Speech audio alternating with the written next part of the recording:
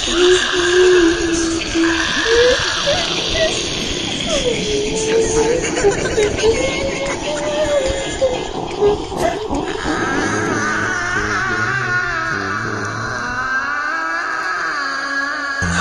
gabi.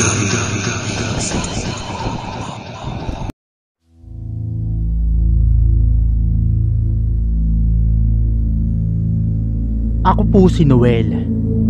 May asawa at 3 anak na po ako ngayon. Sir Ed, bago ko po umpisahan ang kwento ko, ay nais kong ipaalam na madami po akong inibang detalye tulad ng lugar at mga pangalan na sangkot sa aking kwento. Napagpasyahan naming umuwi ng asawa kong si Diana kasama ang panganay naming si Bella sa Pilipinas, galing Amerika. Si Bella pa lang po pala ang anak namin noon, Sir Ed. Pinili na din naming pagtuunan ng pansin ang negosyo namin dito sa Pilipinas. Iba pa rin po kasi pag nasa sariling bansa ka. Nakabili din kami ng isang bahay sa Laguna. Maluwag naman ang bahay na yon at malaki-laki din ang bakuran. Meron yung 2 kwarto sa itaas at 1 kwarto naman sa baba. Ginawa naming kwarto muna ang baba dahil maliit pa noon ang panganay namin. Nasa 4 years old pa lang kasi noon si Bella. Love, hindi ba parang ang dilim sa loob ng bahay na to? Sabi sa akin ni Diana. Mukhang hindi naman, love. Para sa akin ay okay naman siya. Perfect nga to para sa ating pamilya. Sagot ko naman. Sir Ed, para po kasi sa akin ay napakaganda na ng bahay na yon. Malapit lang din ang bahay na yon sa mall. Sa sobrang lapit po ay pwede mo yun lakarin. Mag-iisang buwan na kami doon, Sir Ed, pero wala naman po akong ibang nararamdaman. Pero kabaliktaran ko ang asawa ko. Napansin ko po kasi na parang laging kulang siya sa tulog. Yun bang parang ang lamya-lamya niya din kumilos? Love, okay ka lang ba? May sakit ka ba? Pag-alala kong tanong. Wala, love. Hindi lang talaga ako makatulog ng maayos. Matamlay niyang sagot. Uminom ka na kaya ng gamot? Sabi ko naman. Uminom na ako nakaraan, love, pero walang epekto. Sabi ni Diana. Naku, edi magpa-check up na tayo. Sabi ko naman. Hindi, love, okay lang ako. Love, wala ka bang nararamdamang kakaiba dito sa bahay? Yun bang parang laging may nakamasid sa'yo? Tanong ni Diana. Nakamasid? Wala naman akong nararamdamang ganyan, love. Bakit? Tanong ko. Wala naman. Alam mo, love, simula lumipat tayo dito hindi na naging maganda ang pagtulog ko. Nagigising ako lagi ng alanganing oras. Minsan naman, nagigising ako kasi parang may nakatitig sa akin tuwing gabi. Sabi ni Diana. Baka namamahay ka lang, love. Hayaan mo, pag nagtagal pa ay masasanay ka din. Sagot ko naman. Hindi ko po pinansin noon ang mga daing ng asawa ko, Sir Ed. Dahil baka kako namamahay lang siya. Dahil wala pang 1 buwan kami noon sa Pilipinas. Mabilis na lumipas ang mga araw. At siguro mga 3 months na kami sa Pilipinas nang may nangyaring hindi mapaliwanag na bagay. Mga 7 PM ng gabi noon. Katatapos lang naming maghapunan. Ako ang nag-uurong ng pinagkainan namin. Dahil pamamaraan ko na din yon para maglambing sa asawa ko. Minsan nga ay ako na din ang naglalaba. Si Diana naman ang nagbabantay kay Bella. Maya-maya pa ay nakita ko si Diana na nakatayo. Nakatalikod siya sa akin noon, Sir Ed. "Oh, love, tulog na ba si Bella?" tanong ko. Pero hindi siya sumagot. Siya nga pala, love. Bukas pupunta ako sa shop. May gusto ka bang pasalubong para kinabukasan mabiling ko na agad pag uwi ko?" Nakangiti kong sabi. Pero katulad kanina ay hindi ulit siya sumagot. Love, may problema ba?" Nagtataka kong tanong. Tapos na ako magurong noon at lalapitan ko na sana siya para yakapin. Dahil baka may sumpong na naman siya. Alam nyo naman po, Sir Ed, ang mga babae, bigla-biglang sinusumpong. Papalapit na ako nang bigla siyang maglakad papalayo sa akin. Nagulat naman ako noon sa ginawa niya. "Love, galit ka ba?" tanong ko. Pero hindi niya ako pinansin. Dire-diretso lang siya sa lakad niya hanggang sa umakyat siya sa hagdan pa second floor. Sinundan ko siya noon at umakyat din ako sa hagdan habang tinatawag ko siya. Kaya lang, nang makapunta na ako sa taas ay hindi ko na makita ang asawa ko. "Love, grabe naman yang sumpong mo. Umabot na ng second floor." Pabiro kong sabi. Bubuksan ko na sana ang pinto ng isa sa mga kwarto sa taas nang biglang may marinig akong boses sa ibaba ng bahay namin. "Love?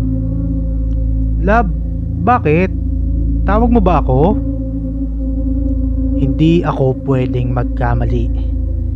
Boses ni Diana yon. Kaya naghadali akong sumilip mula sa itaas. "Love, anong ginagawa mo dyan?" Gulat kong sabi. "Ikaw, anong ginagawa mo dyan? Bakit ka nasa second floor?" Pagtatakang tanong ni Diana. "Sinundan kita sa second floor Sagot ko naman. "Paano mo ako susundan sa second floor kasama ko si Bella sa kwarto. Dito sa baba." Sagot naman ni Diana. "Ha? Paano nangyaring?" Hindi ko na natuloy ang sasabihin ko. Dahil biglang may tumulak sa akin mula sa hagdan. Dahilan para mahulog ako. Mabuti na lang, Sir Ed, at hindi na pasama ang pagkahulog ko. Ang nangyari ay parang nabugbog lang ang katawan ko. Sinabi ko kay Diana kung anong naganap habang naguurong ako. Sinabi kong nakita ko siyang nakatayo at pumunta siya sa second floor. Kaya sinundan ko siya. Kaya lang ay bigla naman siyang nawala. Sinabi ko din sa kanya na parang may tumulak sa akin sa second floor. Kaya ako nahulog. "Love, hindi kaya haunted itong bahay na nabili natin?" Natatakot na tanong ni Diana habang hinihilot ang balakang ko. "Haunted? Love naman, ang laki-laki mo na, naniniwala ka pa sa mga ganyang bagay?" Sagot ko naman. "O sige nga, sino yung nakita mo sa itaas? Saka paano mo maipapaliwanag yung tumulak sa'yo?" Sagot ni Diana. Sasagot pa sana ako, pero agad akong napaisip. Tama nga si Diana. Baka nga haunted ang bahay namin. Pero Sir Ed, ako po kasi yung tipong tao na hahanapan ng scientificong eksplanasyon ang mga bagay na hindi mapaliwanag. Baka namalikmata lang ako, love. Pagod din kasi ako kanina. Naguguluhan kong sagot. Hindi ko din po kasi ma-explain ang mga nangyari. Sir Ed, ang hindi ko maipaliwanag na pangyayaring iyon ay nasundan pa isang gabi. Umuwi ako noon galing sa shop namin. Dumiretso muna ako sa banyo dahil tinatawag ako ng kalikasan.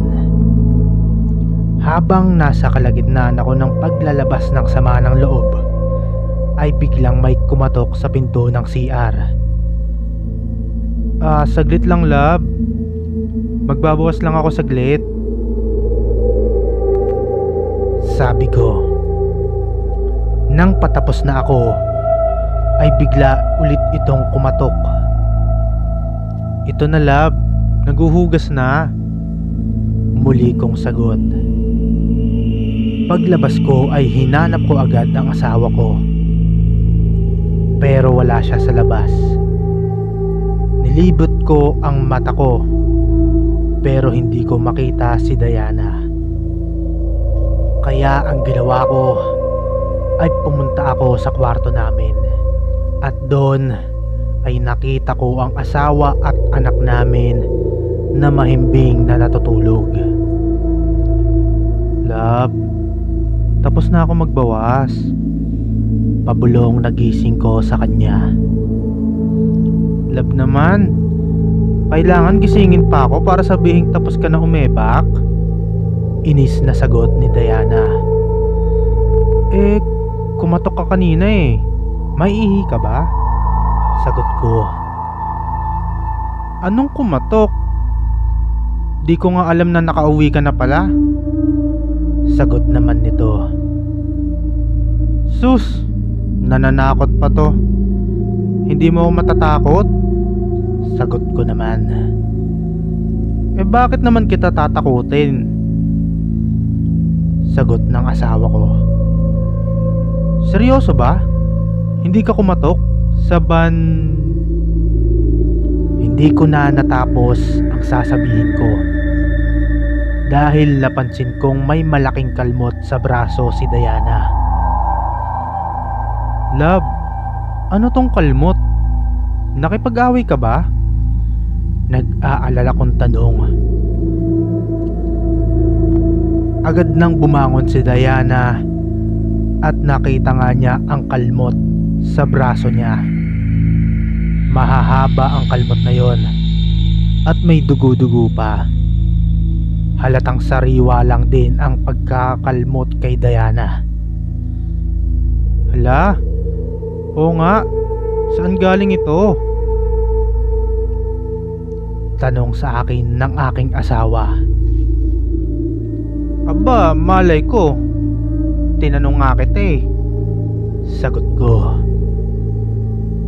Hindi ko alam, love. Saad naman ni Diana. Habang tinitignan namin ang kalmot niya sa braso, ay biglang nakaramdam ng hapdi si Diana. Sabay hawak sa leeg. Pagtingin ko sa leeg niya, ay nakita ko din ang kalmot na katulad ng sa braso niya. Mahaba yun at sariwa din.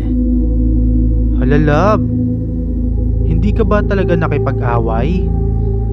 Tanong ko. Hindi nga. Sino naman ang aawayin ko dito? Inis na sagot ng asawa ko. Kahit pala isipan ang nangyari na yon, ay hindi na ako nakipagtalo sa kanya. Bagkus ay kinuha ko agad ang alkohol at bulak upang linisin ang mga kalmot ni Diana.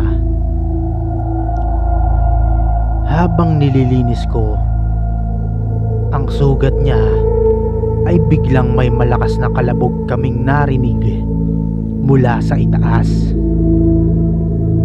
Nagkatinginan kami ng asawa ko. Tapos ay narinig namin nagsalita si Bella na noon ay nakaupo na sa kama. Mami, Daddy, sino po yung babaeng nakatingin sa atin? Tanong ng anak ko. Nagtaka kami sa sinabi ni Bella, kaya agad kaming lumingon sa pinto ng kwarto namin. At nakita nga namin doon ang isang babaeng matangkad, nakaputi at mahaba ang buhok. Bukod doon, Sir Ed, ay napansin kong puro dugo ang dress niya. Tapos ay biglang sumara ng pagkalakas-lakas ang pinto ng kwarto namin.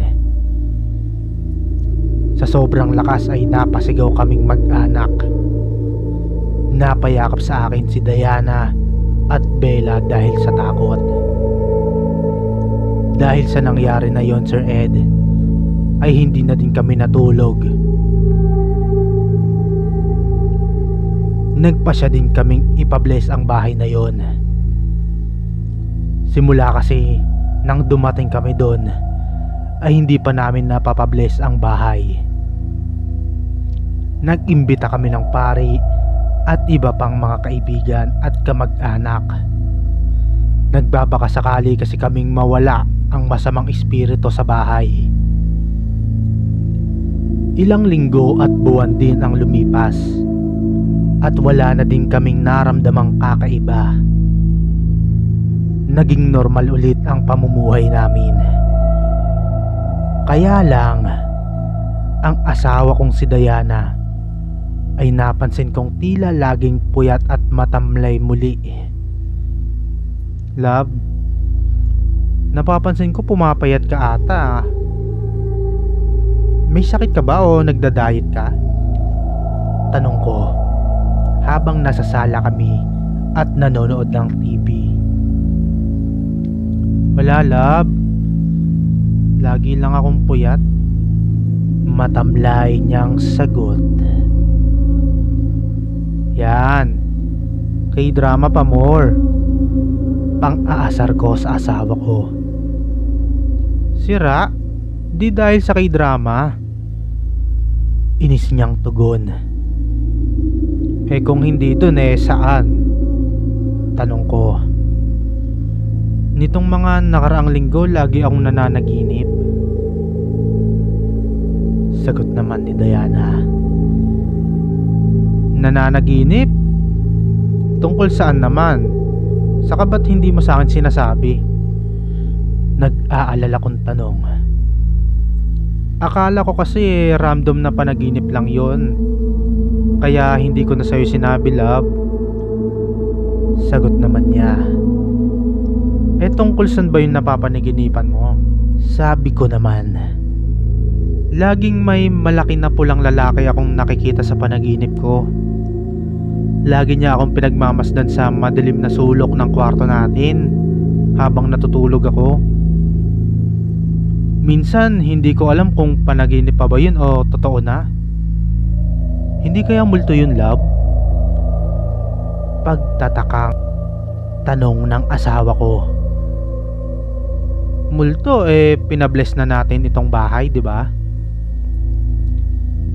Ang buong akala ko po kasi, Sir Ed, ay mawawala na ang espiritu sa pamamahay namin dahil pinabless na namin ito.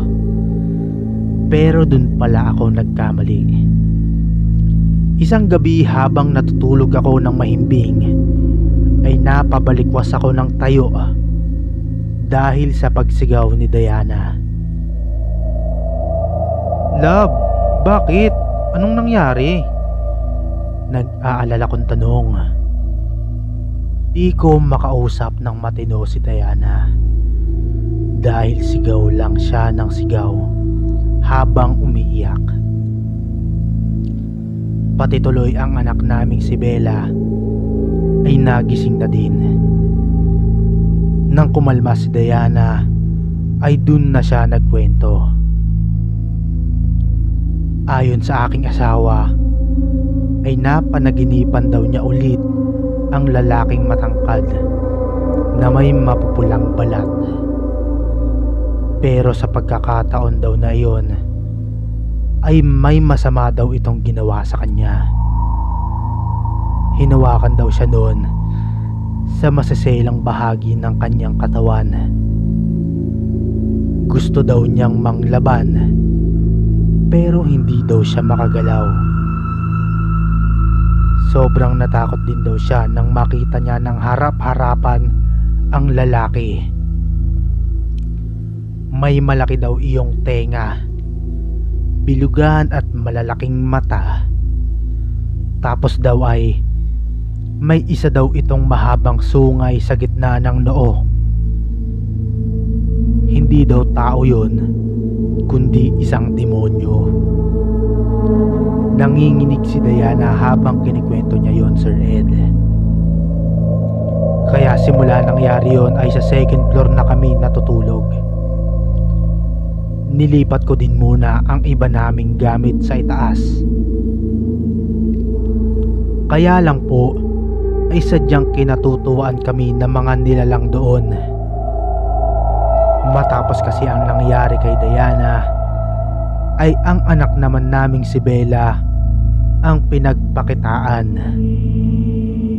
Katatapos lang namin kumain noon, habang nag-aayos ng pinagkainan ay nagsabi si Diana na lalabas lang daw siya at bibili ng soft drinks. Siya na rin daw ang mag-uurong pagbalik niya. Kaya ayusin ko na lang daw ang mga pinagkainan namin. Pagtapos kong ayusin ang mga pinagkainan ay agad akong umupo sa sopa at binuksan ko ang TV. Maya-maya pa ay nakita ko si Diana na dumaan sa harapan ko. Walang reaksyon ang mukha niya. "Oh love, asan na yung soft drinks?" Pagtataka kong tanong. Pero hindi niya ako pinansin. Dumiretso lang siya sa hagdan pa second floor. Di ko na lang muna pinansin yun dahil busy din ako sa aking pinapanood. Maya-maya pa ay nakita ko naman si Bella na sumusunod sa itaas.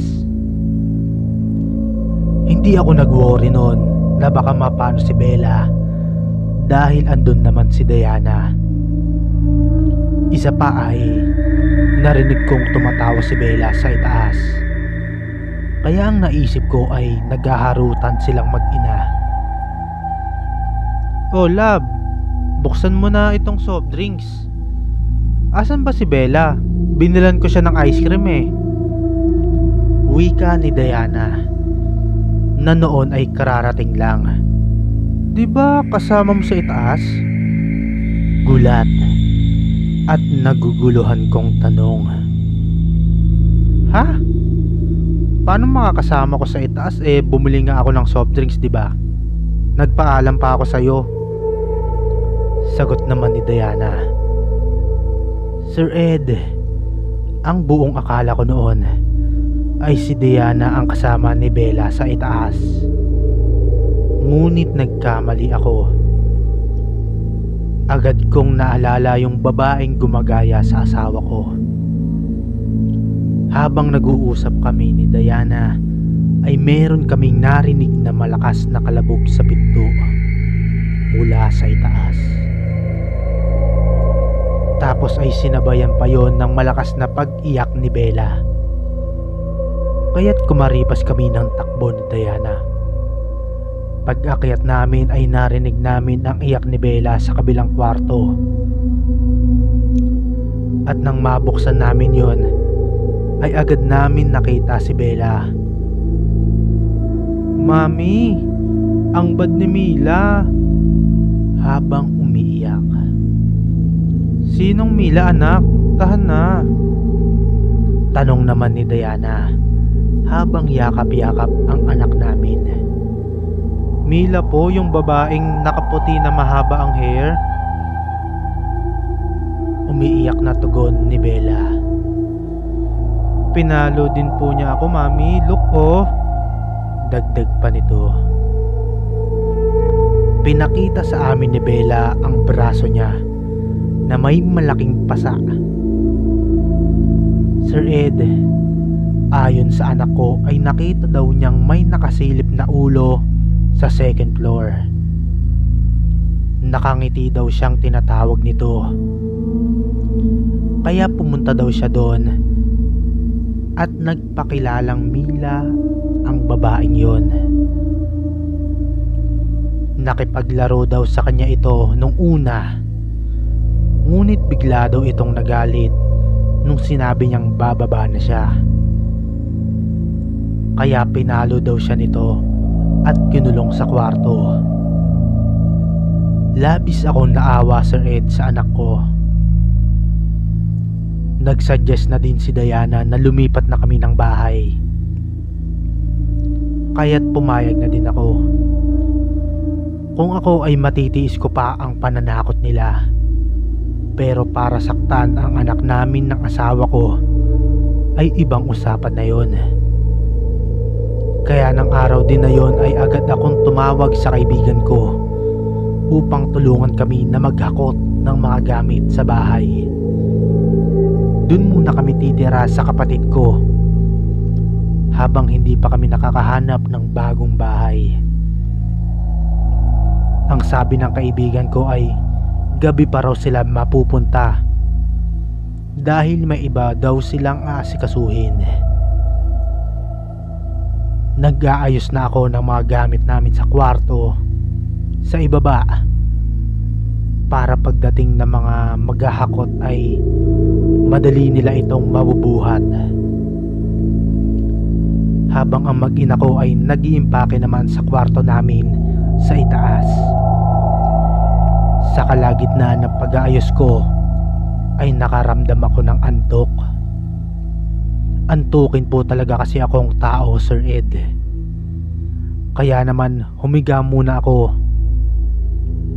Total ay maya-maya pa naman darating ang maghahakot. Kaya may oras pa siguro ako para umiglip. Nang maiglip ako ay agad akong nanaginip. Nasa gitna daw ako ng dilim. Walang kahit anong bagay na makikita doon sa paligid. Tapos ang nasa harapan ko naman daw ay isang maliit na bar. Maya-maya pa ay lumabas ang isang matangkad at pulang lalaki.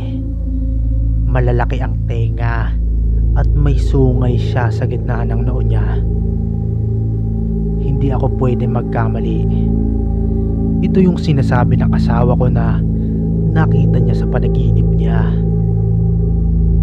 Lumapit siya sa akin at sinakal ako.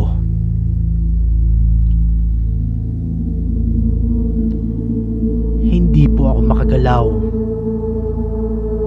ng panahon na yon, Sir Ed. Hindi ko pumagalaw ang buong katawan ko. Ramdam ko ang malaki at matutulis na kuko na bumabaon sa leeg ko. Alam kong panaginip iyon, Sir Ed, kaya't pinilit kong magising. Ngunit pagkadilat ko ay nakita ko ang nilalang na yon. Nasakal-sakal pa din ako. Hirap na ako nun makahinga at nangihina na din ako. Mabuti na lang at pumasok ang asawa ko na si Diana kasama ang anak namin. Pagpasok nila ay nawala agad ang sumasakal sa akin at agad akong nakahinga. Pinuntahan daw ako ni Diana dahil ang tagal ko daw umakyat sa itaas. Tinatawag daw niya ako pero hindi daw ako sumasagot. Kaya napagpasyahan niyang puntahan ako. Kinuwento ko din sa kanya kung anong nangyari sa akin At kinumpirma ni Diana na ayun nga daw ang nilalang na nasa panaginip niya. Sa ngayon, Sir Ed, okay na kami sa nalipatan naming bahay. Wala na kaming nararamdamang mga multo o anumang nilalang. At tungkol naman sa bahay na nabili namin noon, ay naibenta na namin yun. At wala na akong naging balita mula noon. Hanggang dito na lang po ang sulat ko. Mga kahating gabi listeners, nakapag-subscribe na ba kayo sa ating YouTube channel? Kung hindi pa ay huwag kalimutang mag-like, share at subscribe.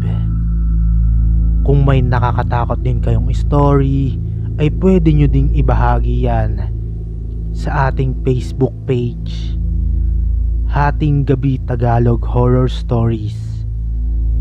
Ilalagay ko ang link sa comment section. Muli, ako po si Sir Ed na bumabati sa inyo ng magandang hating gabi.